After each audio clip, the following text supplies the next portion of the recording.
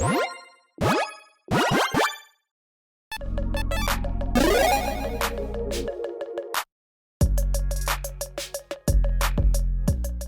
everyone, Mitch coming in from the Commander Score Studio. Welcome to the show. I missed it. I'm sorry, okay, I missed it. There were some comments in the last episode about the leaks and about how I missed one of them that was really big and I missed it, and I did. I definitely did, and you know what? My apologies, but yeah. Let's just take a look at this potato quality image again. Okay, let's just really quick take a look at it. Yeah, I got a little overexcited. And I maybe missed, let me see if I hit this correctly and edit correctly. This one up here, top right there. Yeah, I apparently missed that one. And yeah, this one actually is really exciting. If this is actually the actual version, I guess I need to say again with all this. Okay, take everything that I'm saying with a grain of salt on this episode, on the last episode, on the other leaks episode, because there have been times in the past where leaks have not been legit. That being said, look at this. Does this not look legitimate to you? Like, how much effort would this take to put all of this together? Like, packaging, sealing, all these kinds of mock-ups just to, like, get, like, internet points? Maybe someone did it for that? I don't know. Regardless, take everything I say with a grain of salt, because, number one, these are not confirmed to be real yet. They're probably real. If I had to guess, 99.999% they are real. Number two, this one is really hard to read. That being said, if you zoom in enough, you can read a good amount of words and probably guess the ones in between. And some internet sleuths on Reddit, thank you very much everyone on Reddit, seem to have put together what most likely this one is. So with that said, and even I was able to figure this out at least, this is probably, if you see the look of this, this is an actual image that is confirmed to be real. Hey, Creative Energy, this is going to be one of the precons that is overpriced, sorry, priced what it should be, right, Wizards? $70 currently on Amazon for a precon deck, when precons used to be like $25 and then $40, and now apparently $70 because you're giving, like, more cards. It's like twice as many cards, right? No, still 100 cards. Oh, okay. Then why? Oh, because, like, they're really powerful. Wizards, we know you understand what the secondary market is, and you're like, we're just going to put more expensive cards in this one, so we have to put the price up, and there's no way we can ever sell something that's more expensive for not expensive. Wizards, I'm upset with you. Anyways, this one is Creative Energy. I think this is actually, part of this is a joke image, actually. So I grabbed, of course, a joke image, and so this is a real precon image. I need to go just grab the regular image of it. I'll go do that and hopefully have the actual one, because this is not Jund. This is actually Jeskai. I think that's like the joke about Modern Horizons. It's all going to be Jund. Regardless, maybe I'll have the Jeskai version on this. This is what the commander is supposed to be, apparently. The face commander of it is this dude with a arm cannon thingy that has lasers and stuff. Cool. In Jeskai, all right? So this apparently is what this is, and the internet sleuths out there on Reddit said that this is the wording. Now, some people on the last episode are a bit confused, and maybe if people already skipped over what I said earlier in this whole, like, thing, which I think happens, you know, sometimes. Some people just go straight to the cards, and that's completely fine. But, yeah, this isn't, like, the actual image that I'm, like, being tricked on the internet. Like, someone, like, put this up and, like, oh, that looks like a real card. I mean, no, this is a custom card that I made that is using the potential wording of the actual card out there that's on the grainy image, because it's just easier to discuss on this image, okay? So, like, I'm not trying to trick people and make them think that this is a real card right here, that, like, this entire image is real. No. I used MTG.design to make a custom card, used custom artwork for it too, that is not the actual artwork, obviously, and then put the text on there that is apparently the text according to people on Reddit, because I'm trying to discuss the card, and it's easier to discuss it with this image here, and it's more easy to, like, just look at this, and for you all to look at this, instead of me try to zoom in on that grainy image and try to remember what people said on the internet the words were on it, because there's only so much of it that is really legible, if I could say that word. I can never say that word. So I'm just trying to I'm not trying to trick anyone with this image, okay, by saying this is actually the card, okay? Got some comments last time that were like, you're trying to trick us into thinking that this AI art-generated thing is real. No, I'm not. I'm trying to discuss the card based on the graininess, but not using the grainy image because it's obnoxious to look at. Okay, here we go. And some of this was easier to read than others. Satya, Aether Flux apparently were two of the things that were easier to read. The last part was not, so I threw an Engineer because why not, okay? A 3/5, apparently that was legible. Menace Haste, that was legible as well. Human Artificer for 5 mana in Jeskai. There's a debate out there right now if it's 5 or if it's 4, if it's 1, and then Jeskai colors, or 5 total, so we shall see. Regardless, when it attacks, create a tapped and attacking token that's copied up to one other target attacking creature you control. That part was pretty readable for the most part, at the very least at the beginning, like the attack part. Also, you get energy. That was pretty easy to see as well for the most part because the symbols on there. At the beginning of the next end step, sacrifice that token unless you pay an amount of energy equal to its mana value. That seemed to be, from what I'm reading on the internet, more of a guess because that part was a little just harder to read. But there is the energy symbol again there, and that kind of makes sense in how this works. So I'm going off the basis that this one is probably, I'd say 90% accurate. Like, I think this is probably about there. Like, are there small changes to it? Sure. There are probably some small changes that don't really change how the card actually works, really. And maybe there's a change on the mana value being, 4 instead of 5, but it is most definitely Jeskai. And obviously this is going to be the face commander. So, with all that said, again, let's go off the basis that, again, these leaks are real and that this leak is read, this one specifically, is read well enough that it is around what this is, okay? We're going off of all these bases. So, again, take everything I say in these episodes with a grain of salt because, again, these are not confirmed to be real. Wizards will not confirm that they are real ever until spoiler season actually happens. And like I said in the previous episode, and then they'll act like no one's ever seen these cards before. Because they just think that people are dumb on the internet and that they don't understand. Well, I don't think that people are dumb, but like they don't like to actually acknowledge that sometimes they make mistakes. Let's just say that, okay? So, or maybe that they're potentially intentional that they're leaking things. Who knows? But yes, this is a very interesting commander. We don't see too many, if ever, energy commanders out there. I think there was one in Fallout that we finally got. Also in Jeskai, interesting enough. That being said, I like this design. This is pretty cool. So first up, when you get like these kind of like, there's that like Flame Rush Rider, I think's in red. These kind of like, okay, when it attacks, you create a tapped and attacking token of another creature, okay? Yeah, that is another attacking creature. That's something that we've seen before, right? Again, I think Flame Rush Rider, whatever that one is, it's the one that you can like play it and dash it, whatever that one is. We've seen that effect before, but on a commander that's quite nice. And typically, again, it's like, okay, sacrifice that token in a combat or exile. Exile's worse because you don't get like a death trigger out of it. Sacrifice is better. That being said, we get that, but you also get like this energy play into it. I think is really cool. Again, you get 2 energy, and then at the beginning of your next end step, you sacrifice that token, but you can actually keep that around. If you pay that energy equal to its mana value, you can keep it around. So obviously, just if like you are just attacking with something that is small, again, like 1 or 2 mana, or I guess 0 mana technically, you can easily pay for it with just the energy you're getting right then and there and keep it around. So then it's like a permanent creature token that you're making, so a lot of good value to be had. Of course, with this commander, I should have said earlier, Menace Haste are very nice working together. Be able to swing right away with this, and again, if you're swinging at someone that doesn't have 2 creatures that they're going to block with or can block with, then you can get through and save this commander. Also, I wanted to mention, I just noticed this on the AI art. I think I noticed it earlier, but yeah, the AI art that was generated has 2 goggles for some reason. This Artificer needs 2 goggles. I already have these goggles, and these are my bigger goggles. They go on top of the goggles. So there you go. Maybe there's another goggle, like little goggles underneath that too. Maybe there's 3 goggles. But yes, that just threw me off a little bit. So having that kind of this like energy play, I think, is really cool. Where again, if it's a small creature, you can keep it around. If it's a bigger creature, maybe not that first time you can keep it around, but like later you can build up enough energy to actually save some really big creatures and get extra copies of those, which are awesome and amazing. Of course, there are other things that you can do to like to play around with that. Like, I mean, what is it? Sundial the Infinite, essentially. Like the original backup, but that couldn't fit in this deck. But yeah, Sundial, which Obeka was based off of. Yeah, Sundial the Infinite, ending the turn can be just a way to just like get around that essentially and say like, I don't care about that energy thing. I can just like ensure that I don't have to sacrifice the creature at the end step because I'll just end the turn then and there. So there are ways around that. Keep that in mind. There's also populate type effects as well, and we'll talk about some really good ones here in a little bit.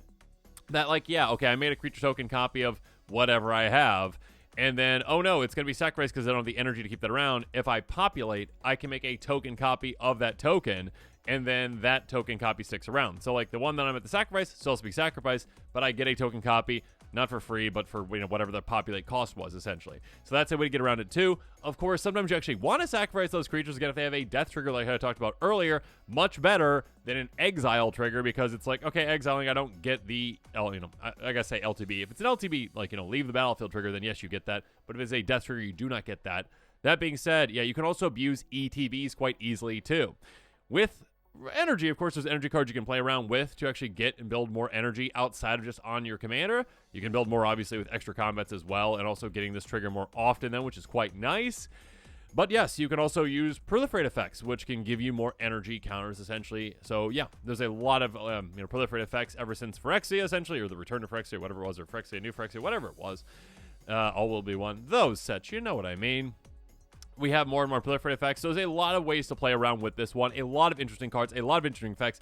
If this ends up being, either the exact card itself, I doubt Engineer's name. I just put that one up there, okay? But Satya, if it looks Engineer, the name doesn't really matter all that much, right? But essentially, if this ends up being the card, yeah, I think that's a pretty exciting card, and I would be really excited to build around this because there's some really cool play that you can utilize with it. If it's close, I'm still excited. If it's not at all, I'm going to be somewhat sad. If somehow this isn't energy at all, then I'm going to be somewhat sad. Again, from what I was able to read on it, and from those internet sleuths on the internet were able to read out of it too, apparently, and make some assumptions, it seems pretty legitimate to me. Again, if I had to guess, again, overall, all these leaks, the image, is that actual image? Are these images that were shown actually real cards? Yeah, 99.999%, I am saying that those are real, that someone did not fake this entire thing. Now, when it comes to this one specifically, because it is a little harder to read than some of the other ones, how legit is this one in particular? I'm going to go with 90. I'm going to still say very, very, very, very, very likely that this is the card. Maybe a slight adjustment, right? Again, maybe it is 1 and 3, in Jessica. I don't think that'd be ridiculous if this was 4 mana instead of 5. And yeah, maybe there's a slight difference, with how this actually works, but I think I'm pretty confident in this one and how it works. So yes, with this one, I am going to be delving deeper into it, doing a quick take on it, and talking about the budget buys and the pricier picks to consider for this one. I will warn you, though. Number 1, do not go buy cards for this. I guess just unless you're 100% convinced that this is real, number 1, I wouldn't do it at this point. I guess the worst comes to worst. What you could do, and what I've recommended before with these kind of leaks, talk to your playgroup ahead of time and say, hey, I'm really excited about this commander, all right? Look at this card. I'm really excited about this one, okay? It hasn't been confirmed to be real yet. So what I'm going to be doing, if that's good with you, is I will print off literally this proxy version of it, essentially, and then build a deck around that. Is that okay with all you? And if everyone says, yeah, go for it, whatever, sure, cool, then you can do it. And if the card comes out and it's completely different than this, then, well, you can have the discussion with your playgroup. So, yeah, again, I would not recommend picking those cards. That being said, you might just want to bookmark, the cards I do discuss on this episode, just in case, the actual card does get revealed. And then you're like, oh, okay, cool. I want to build around that. I want these, little adjustments or upgrades, potentially, for the Pre-Con itself. Cool. Yeah, I'll utilize those cards. So I will have a card list link in the description below. I just want to say all that. First, again, take everything I say with a grain of salt. Let's jump into it. First up, when it comes to budget buys, again, cards that are less than $1, even within my budget, we've got Grateful Apparition, a 1/1 Flying Spirit for 2 mana and white. When it goes counter to a player or planeswalker, you proliferate. So again, hey, yeah, that helps in a lot of ways. Counters on, creatures, and of course, counters on you too. So yeah, get your energy counters up, build more and more energy counters. Next up, Thrumming Bird. Yeah, again, very simple, very effective. Basically, the original between the two out of this and Grateful Apparition. This one's just the exact same thing, except it's in blue, and it does combat to a player, proliferate, not planeswalker. That being said, the vast majority of the time, you're hitting players anyways with these. And also keep in mind, with these two, they are low to the ground. They are at 2 mana. So here's the thing. You can copy this with your commander. And when you do so, again, it's going to come into play tapped and attacking that token. It has evasion, so it can get through most likely. It's going to hit and help you proliferate further. And also, you can very easily have the energy needed to actually keep it around. And by keeping it around, you are building more and more energy over time. So you can just have an army of Thrumming Birds or Grateful Apparitions and just do some disgusting things. Moving on. Tezzeret's Gambit, again, a one-off effect, but still very effective. 3 Phyrexian blue, so probably just 3 mana and 2 life. Draw 2 cards, proliferate. Yeah, again, all these kind of proliferate effects can be very good in this kind of a deck. This can take up, a card advantage spot in your deck, essentially, and not really take up too much of a, space. Essentially, you're not, just doing specific proliferate things with this. There's definitely cards like this that you can just utilize to be effective in multiple ways. Next up, Port Razor. Yeah, extra combats can be great with this commander, and this can be infinitely broken. A 4/4 Orc Pirate for 5 mana and red. Whenever it deals counter to a player, untap each creature you control after this combat phase. Initial combat phase. Port Razor can attack a player or has already attacked this turn. Here's the thing. Well, it only mentions, like, when cards say, like, their name, they're talking about that specific card. If you have a second Port Razor in play, that one only cares about itself and when it hit a player, essentially, right? So you have multiple Port Razors, essentially. Let's just say, okay, you go to combat, you attack with your commander, you attack with this, you make a token copy of it. With that token copy, you hit an opponent. Cool, all right. Or with this one, you hit an opponent. Cool, you get an extra combat. All right, you go to combat again, you attack with your commander again, you make another token copy of Port Razor. Awesome. You hit that same player with that new token copy, you get an extra combat again, because that new Port Razor doesn't know what the other Port Razors did or care about that at all. So essentially, again, if you can keep getting your Port Razors through, infinite combats. I mean, again, the rules lawyers out there, not technically infinite. You got to pick a number. I mean, not really to pick a number with this. It's like just based on how often your opponents can survive. So if you've got some evasion with this kind of a thing, which can already be a good way to, like, get your commander through, obviously, which you need to be able to protect your commander. So, like, levitation can be great. Give all your creatures flying. This could just be, I win the game because I have all the combats I need to take you all out. So keep that in mind. Next up, other, extra combat spells, though, can be very good. Of course, Resurgence. The response is nice, too, but Resurgence, more importantly. Source for 5 mana in Boros. Creatures you control gain first strike and vigilance on turn. After this main phase, there's combat phase, follows main phase. Again, extra combats equals extra triggers from your commander and extra energy, too. A lot of good things to be had with that and a lot of value. Speaking of value, though, ETBs can definitely be used and abused with this. Karmic Guide is a very good one, 2/2. Flying protection from black, echo cost, so keep that in mind. That being said, when it enters the battlefield, return target creature card from your graveyard to the battlefield. So if you get extra copies of this, you can just get more reanimation effects, essentially. Next up, Cataclysmic Combustible Gearhawk, not Cataclysmic, which is the white one. I'd also consider that, I guess, too. 6/6 first strike, construct for 6 mana in red, enters the battlefield. An opponent can make 2 choices. One is to take a lot of damage to the face, most likely, or give you 3 cards. Most players give you the 3 cards. So yeah, basically if they say, no, you can't draw 3, then you mill 3, and then you deal damage to their face based off the total mana value of those cards, which again can be quite a lot, especially for a deck like this that maybe has some pretty heavy hitters in it that you actually want to get copies of. Next up, Solemn Simulacrum, Sad Robot. Oh, super sad. A 2/2 Golem for 4 mana, ETB, go get a basic land to play tap, basically Rampant Growth. And then also when it dies, draw a card. This is one where you can take advantage of both sides again. Because this trigger is a sacrifice trigger, not exile. You get the token, you exile it. Oh, darn, this wouldn't work.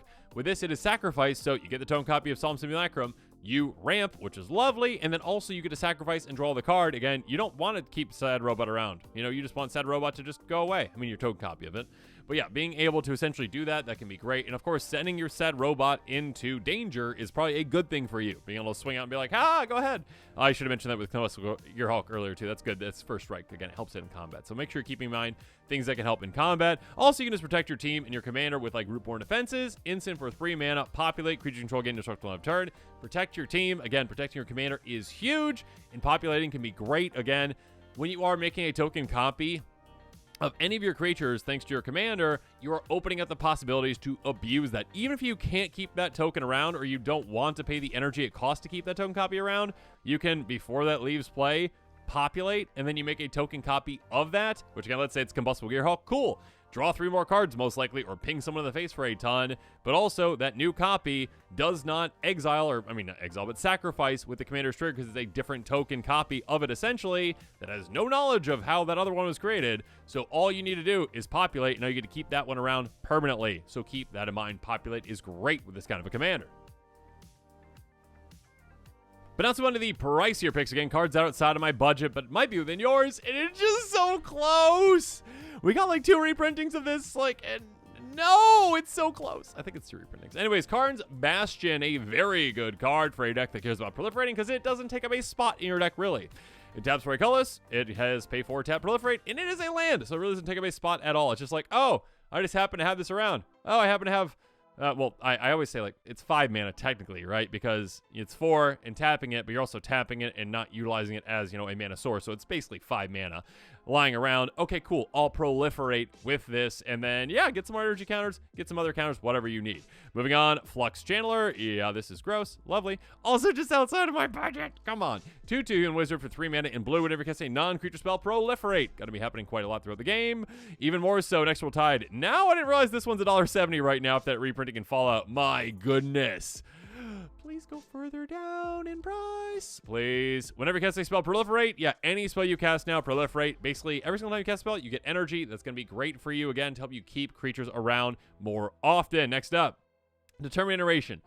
This one is like budget friendly for like 5 seconds. Oh, give me this one reprinted, please, wizard. Enchantment wizards. There's only one wizard apparently. Enchantment for 1 in a red. At the beginning of combat of your turn, populate the token created this way. Gains haste. Sacrifice being next end step. This is actually similar to our commander and kind of how it functions. You just need to make 1 token copy with your commander. Unfortunately, it's not like your commander is not like a when at the beginning of combat trigger. It is, you know, in combat. So like the first time is not, you're not going to get any benefit off of that, essentially, of this, I should say. You have to like wait until you have a token copy that's stuck around in play because you paid the energy for it.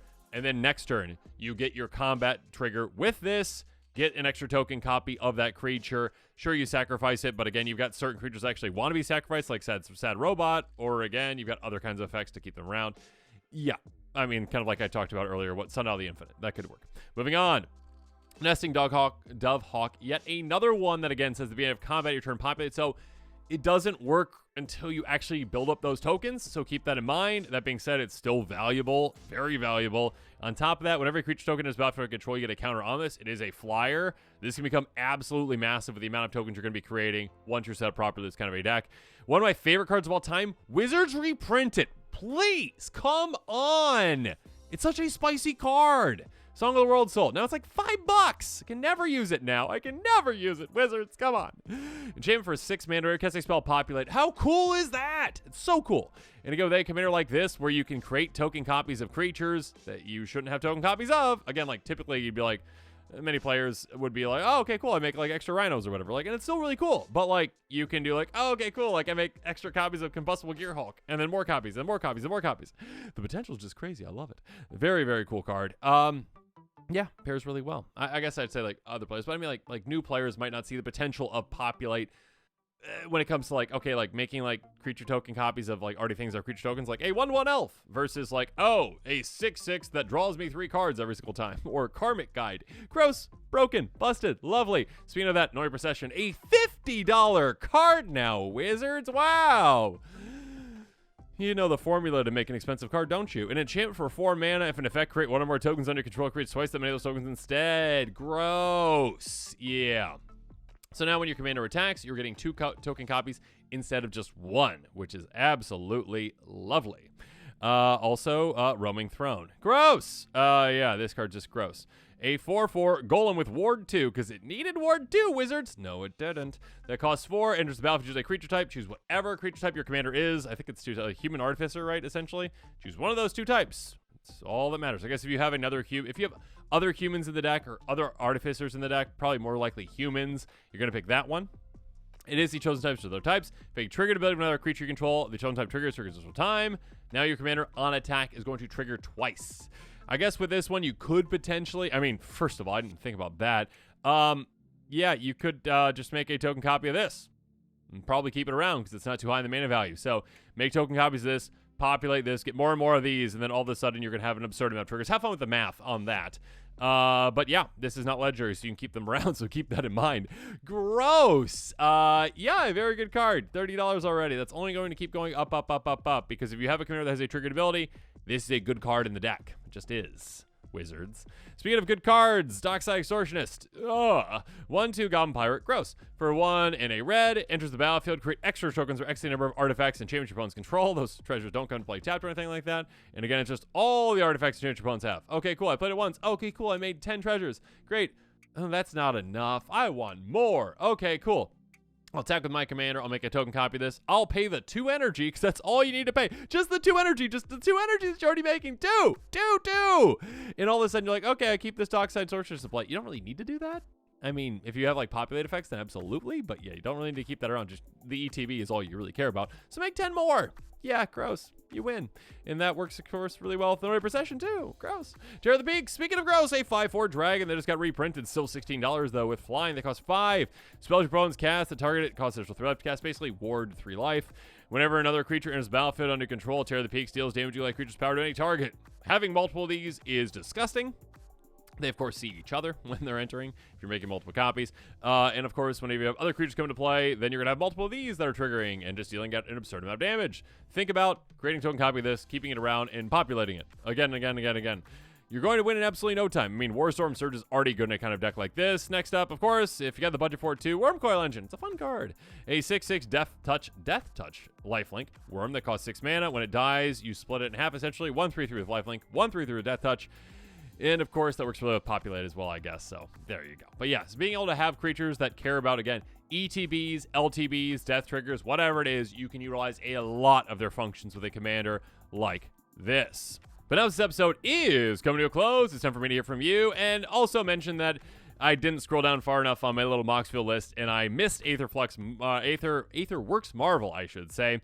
Yeah, Ledger Artifact for 4. Whenever a party you control is put from anywhere, you get an energy. Very, very good, of course, being able to just take advantage of those things. So any kind of energy synergies as well, especially that one, you can utilize very well. Get things off the top of your library for free. Have fun with that. Lots of great cards to consider with this one. Again, I will mention that, yes, those cards are in the card listing in the description below. You might want to bookmark that if you're really excited about this one. Or again, just ask your playgroup if they're okay if you like proxy this right away and just like build around that. Sure, if they're okay with that, right? But again, take everything I said in this episode with a grain of salt. Especially this one compared to the other ones, because like this one's a little more grainy than the other ones are. That being said, it seems like most of it fits together and works pretty well. And yeah, it just... I think, again, if I had to lean one way or the other, if these images, the actual images, are correct, are real or not real, I'm leaning that they're very real. 99.999%. But again, how confident am I with this one specifically, this commander? 90%. Okay? That it is written the exact way. Like, okay. Anyways, with all that said, I hope that you enjoyed this episode. As I keep saying with these, stay tuned to this channel for your more exciting quick takes and spoilers when we actually get to spoiler season for Modern Horizons 3, which I think is like end of May probably. Regardless, where there are leaks, there are other leaks and probably even more leaks. So chances are we're going to be seeing more leaks between now and then. So stay tuned to the channel for those as well. Again, take everything I said with a grain of salt. I'm just going to keep saying that. But of course, as always, thanks again and have a good one. This show and episodes like this one are possible thanks to viewers like you. If you're looking for an easy way to help support this show, make sure that you like, share, and subscribe. Also, hit that bell notification icon so you don't miss any new episodes. You can also go check out our playmats and other merchandise at thecommandersquarters.com. We also have a ton of brand new t-shirt designs in stock, so make sure you check out those as well. Another easy way to support this show is with our TCG Player affiliate links. So whether you're buying a deck or individual cards, you can use this general link right here or one in the description. And the final way that you can support this show is by supporting us directly by becoming a patron. There are many benefits to being a patron, and I truly couldn't do this without all of their support.